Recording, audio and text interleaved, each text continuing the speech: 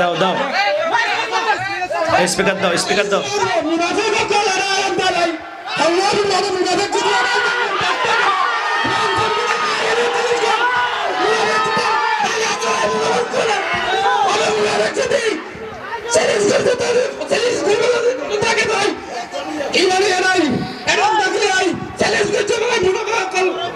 আমার মাকে গালি দাও কোনো প্রতিবাদ হবে না, আমার বাবাকে গালি দাও কোনো প্রতিবাদ হবে না, আমাকে গালি দাও কোনো প্রতিবাদ হবে না, কিন্তু রাসূলুল্লাহর বিরুদ্ধে যদি গালি দেওয়া হয়, রাসূলকে যদি আমার মতে বলা হয়, তারা জিহ্বা টেনে ছিঁড়ে ফেলা হবে। ডান হাত তুলে বলো ঠিক কি না?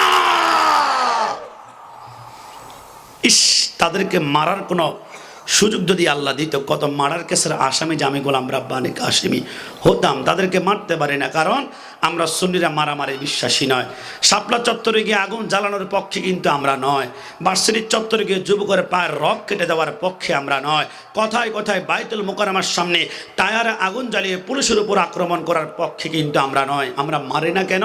মান সালিমাল মুসলিমুনা মিন লিসানিহি ওয়া ইয়াদিহি। রাসূল বলেছেন, প্রকৃত মুসলমান সে যার হাত মুখ থেকে অন্য মুসলমান রক্ষা পায়। এই জন্য আমি তাদেরকে মারতে পারি না। রাসূলকে আমার মতো বললে কলিজায় আগুন জ্বলে না।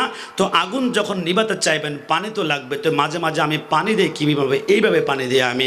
কোরআনের কথাগুলো, হাদিসের কথাগুলো মাহিনা মাইনা চইল, ও হাবিবালানা সুন্নি হইয়া থাইকো, ও হাবিবালানা সুন্নি হইয়া থাইক। আপনারা ভয় পাচ্ছেন মনে কোনো কারণে?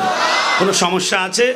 তো ভয় তো পাওয়ার কথা। আমি আমার গাড়ি নিয়ে আসলাম, গাড়ি কি থাকে নাকি ভাঙ্গে, আগুন জ্বলে নাকি নিবে, আমি তো ভয় করি না। কারণ শহীদ নুরুল ইসলাম ফারুকী আমাদেরকে শিক্ষা দিয়ে গিয়েছেন, তোমার গলার এই জায়গায় ছুরি ধরা হবে, 31টা রক কাটা পূর্বে তোমাকে প্রস্তাব দেওয়া হবে, নবীর পক্ষে আর কথা বলো না। তুমি তাদেরকে বলে দাও, নবীর পক্ষে কথা বলবো, আমার গলার রক কেটে ফেলা, কিন্তু ঈমান কখনো বিক্রি করা যাবে?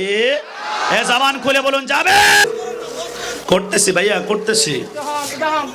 করতেছি, আমি বুঝছি কাহিনীটা। ওয়াজ করা হবে, এটা গসা দিলাম, এটা একটা গসা দিলাম ভাইয়া। আসেন, ওয়াজ করবো তো, ওয়াজ করবো। আমি তো গসাটা সেই কারণে দিচ্ছি, আমি তো বুঝছি, এখানে দেখছি আমি।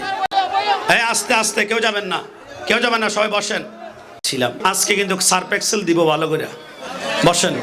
কি ওয়াজ দিলে কোনো সমস্যা আছে? ওয়াজ দিলে সমস্যা আছে? দুনিয়ার কোন মানুষের জন্য গোলামি নয়, সরকারে মদিনার প্রেমের জন্য। আমরা সুন্নিরা, আমরা জীবনে কোনো গরম হই না, আমরা তো বলি আলহামদুলিল্লাহ চমৎকার হয়েছে। কিন্তু কোনো ওহাবি যদি বলি, আমি তো কাউকে ইন্ডিকেট করে ওহাবি বলি নাই, ওহাবি বলার সাথে সাথে যে গরম হয়ে যাবে বোঝা হবে তার ইমানে কোনো ক্যান্সার হয়েছে। কথা বলুন ঠিক কি না?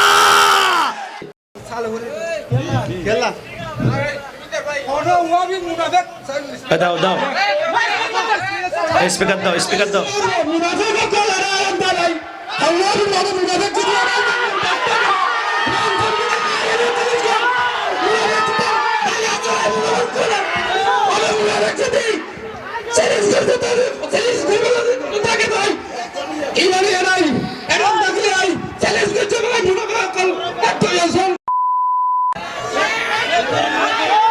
বসেন বসেন।